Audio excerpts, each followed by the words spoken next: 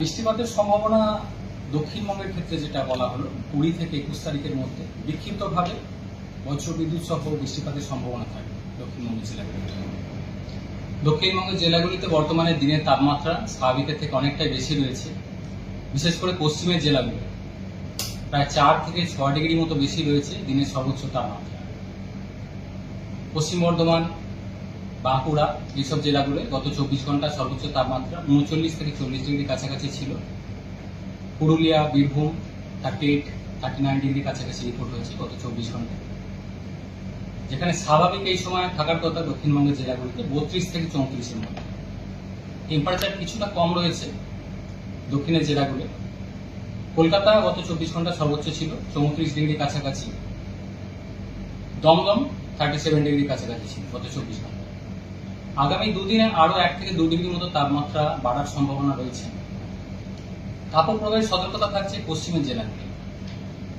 15 তারিখে আজ তাপপ্রবাহের সতর্কতা রয়েছে পশ্চিম বর্ধমান, বাঁকুড়া, ঝাড়গ্রাম, পশ্চিম মেদিনীপুর, বীরভূম এই জেলাগুলো 2-1 জায়গায় তাপপ্রবাহ অর্থাৎ যেটা বলা হয়েছে যে 40 ডিগ্রির বেশি তাপমাত্রা সর্বোচ্চ তাপমাত্রা এবং স্বাভাবিকের থেকে 5 ডিগ্রি বা তারও বেশি।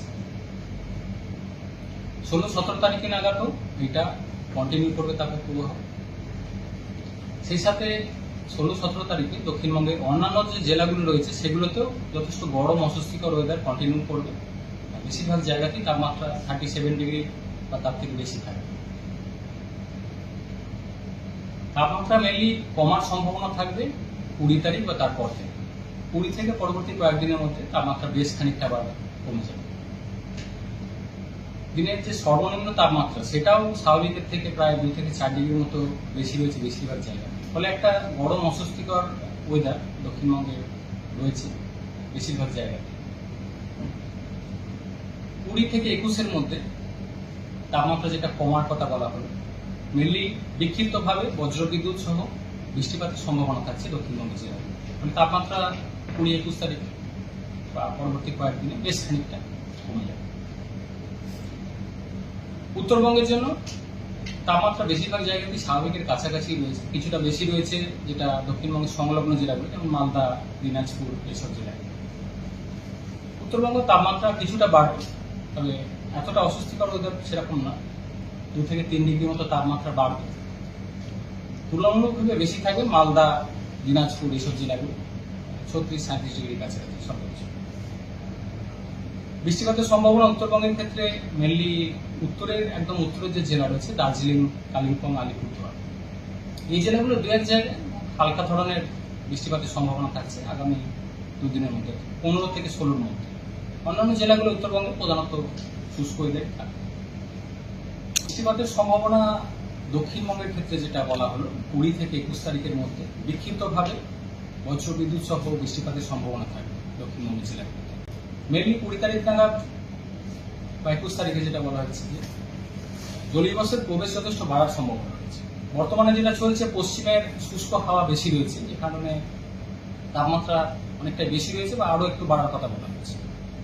20 তারিখ থেকে উইন্ড প্যাটার্ন খানিকটা চেঞ্জ হবে, জলীয়বাষ্পের প্রবেশ বঙ্গোপসাগর থেকে বাড়বে এবং সেই সাথে কিছুটা পরোক্ষ প্রভাব থাকবে পশ্চিমী ঝঞ্ঝা। ফলে বৃষ্টিপাতের সম্ভাবনা রয়েছে দক্ষিণবঙ্গের জেলাগুলিতে বিক্ষিপ্তভাবে। বলছি দেশের একটা বিস্তীর্ণ অমসৃণ সম্ভবত এরকম একটা হট ওয়েদার বা এরকম পরিস্থিতি। হ্যাঁ, এরকম হট ওয়েদার বা তাপপ্রবাহ দেশের অনেকটা পোর্শনেই রয়েছে, বিশেষ করে সেন্ট্রাল ইন্ডিয়া, মধ্য ভারত এবং পশ্চিমের দিকের রাজ্যগুলো। রাজস্থান কিছুদিন ছিল, রাজস্থান কিছুটা কমেছে। বর্তমানে গুজরাট, মহারাষ্ট্র, মধ্যপ্রদেশ, ছত্তিশগড়, আমাদের সংলগ্ন যে উড়িষ্যা রয়েছে, ছত্তিশগড়, ঝাড়খণ্ড এইসব জায়গাগুলোতে টেম্পারেচার অনেক জায়গাতে 40-এর বেশি উঠেছে এবং আগামী কয়েকদিনও সেটা কন্টিনিউ করবে।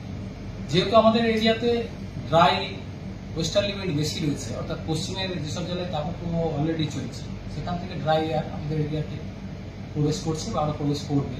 ফলে টেম্পারেচার আমাদেরও আরেকটু বাড়বে 1 থেকে 2 ডিগ্রি।